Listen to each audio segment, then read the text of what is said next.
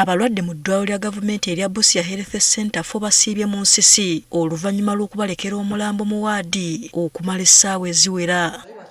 Kino kiddiridde omu ku balwadde yazze okujjanjabibwa akafuba okufa kyokka omulambo ne gulekebwa awo katanda nga tewali agufaako.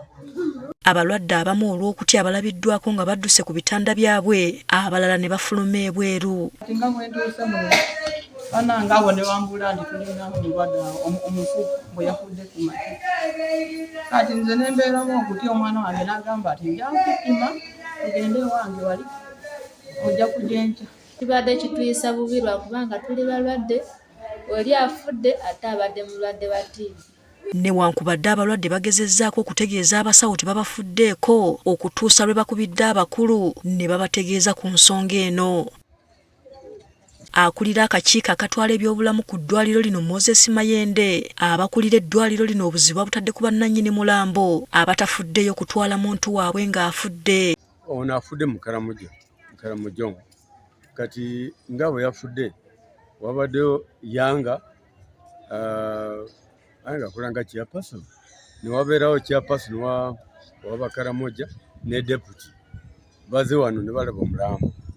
Kati Dr. Emma n'abagamba omutafudde branch gye muli twagala mugire omuntu ono aleme okubeera wano. Kati lindako tugende tusolose ssente. Ayongerako nti obuzibu bwonna buva ku ggwanika okubanga liri mu kuddaabirizibwa. Kubanga mochari ebadde ku maintenance eri wali tebanawa kugigula official.